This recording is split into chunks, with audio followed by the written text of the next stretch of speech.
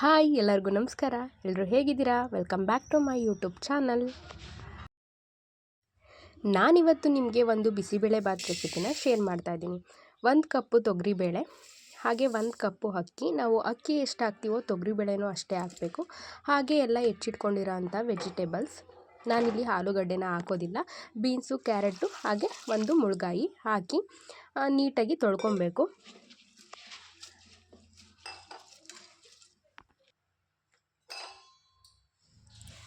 ನೀಟಾಗಿ ಎಲ್ಲ ವಾಶ್ ಮಾಡಿದ ಮೇಲೆ 4ರಿಂದ 5 ಕಪ್ಪು ನೀರನ್ನ ಹಾಕಬೇಕು. ನಾವು ಅಕ್ಕಿನ ಎಷ್ಟು ಹಾಕಿರ್ತೀವೋ ಅದ್ರ ಡಬ್ಬಲಷ್ಟು ನೀರು ಹಾಕಬೇಕು. ಯಾಕಂದರೆ ಬೇಳೆನೂ ಹಾಕಿರ್ತೀವಿ, ಅದಕ್ಕೋಸ್ಕರ.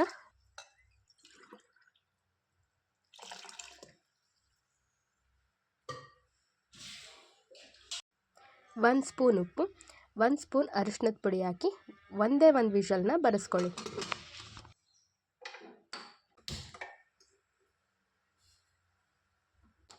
ಬೇಳೆ ಅಕ್ಕಿ ತಣ್ಣಗಾಗೋವಷ್ಟರಲ್ಲಿ ಒಂದು ಒಗ್ಗರಣೆ ಮಾಡ್ಕೊಳ್ಳಿ. ಸ್ವಲ್ಪ ಎಣ್ಣೆ,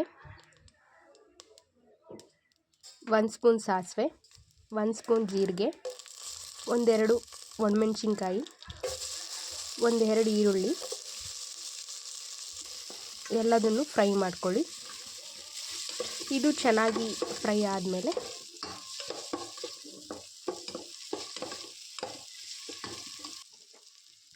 ಅದೆಲ್ಲ ನೀಟಾಗಿ ಫ್ರೈ ಆದಮೇಲೆ ಟೊಮೊಟೊನೂ ಹಾಕ್ಕೊಂಡು ಚೆನ್ನಾಗಿ ಮೆತ್ತಗಾಗೋವರೆಗೂ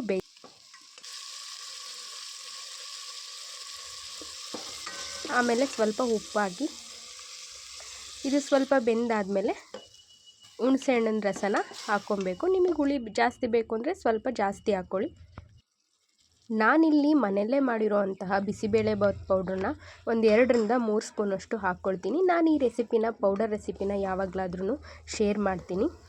ಇದು ಎಲ್ಲ ಚೆನ್ನಾಗಿ ಎಣ್ಣೆ ಬಿಟ್ಕೊಳ್ಬೇಕು. ಹಾಗೆ ಪಕ್ಕದಲ್ಲಿ ಸ್ವಲ್ಪ ನೀರನ್ನು ಬಿಸಿ ಮಾಡಿ ಇಟ್ಕೊಂಡು ಇದಕ್ಕೆ ಹಾಕಿ ಚೆನ್ನಾಗಿ ಕುದಿ ಬರೋವರೆಗೂ ಕುದಿಸ್ಕೊಳ್ಳಿ. ಅಷ್ಟರಲ್ಲಿ ಬೇಳೆ ಅಕ್ಕಿ ತಣ್ಣಗಾಗಿತ್ತು.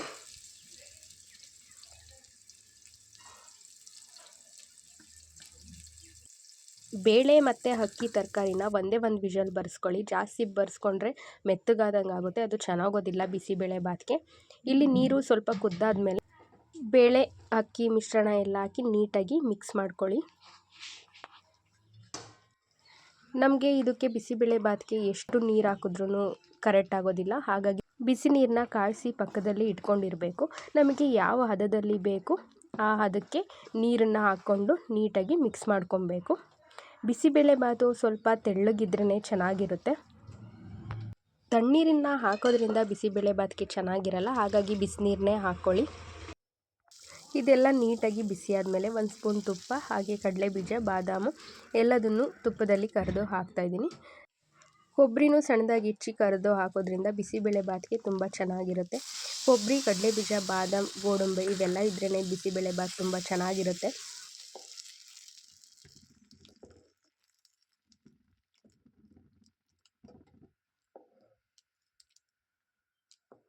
ನಾನು ಯಾವುದೇ ತರಹದ ಪಾಕೆಟ್ ಪೌಡರನ್ನು ಯೂಸ್ ಮಾಡೋದಿಲ್ಲ. ನಾನು ಮನೆಯಲ್ಲೇ ಮಾಡ್ಕೊಳ್ತೀನಿ.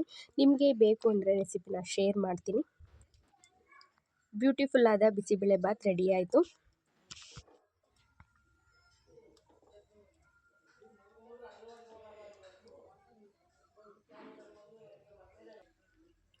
ಜೊತೆಗೆ ಸ್ವಲ್ಪ ಈರುಳ್ಳಿ ಹಾಗೆ ಸ್ವಲ್ಪ ಖಾರ.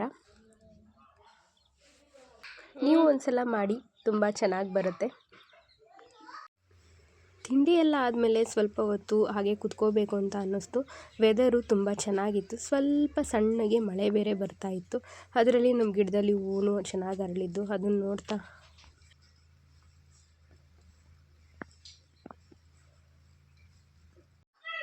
ಒಂದು ಮದುವೆ ಇತ್ತು, ರೆಡಿಯಾಗಿದ್ದೀವಿ, ಹೋಗಬೇಕು. ಬೆಳಗ್ಗೆಯಿಂದ ಬ್ಲಾಗ್ ಮಾಡೋಕ್ಕಾಗಲಿಲ್ಲ, ತುಂಬ ಬ್ಯುಸಿ ಇದ್ದೆ. ನಾನು ಸಿಂಪಲ್ಲಾಗಿ ರೆಡಿಯಾಗಿದ್ದೀನಿ.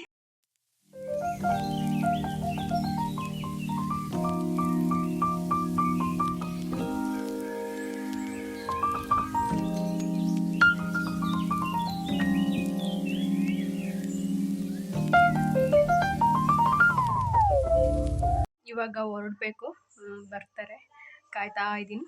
ಸೊ ಅಲ್ಲಿಗೆ ಹೋದ್ಮೇಲೆ ವಿಡಿಯೋ ಮಾಡ್ತೀನಿ, ಬನ್ನಿ ಫ್ರೆಂಡ್ಸ್. ಮದುವೆ ಇದ್ದಿದ್ದು ನಾವಿರೋ ಪ್ಲೇಸಿಂದ ಅಲ್ಲಿಗೂ 1 ಅವರ್ ಜರ್ನಿ ಇತ್ತು. ಬಟ್ ಏನು ಮಾಡೋದು, ಹೋಗಲೇಬೇಕಲ್ಲ, ಇಂಪಾರ್ಟೆಂಟ್ ಮದುವೆಗಳು ಅಂತ ಅಂದಮೇಲೆ ಹೋಗಲೇಬೇಕು.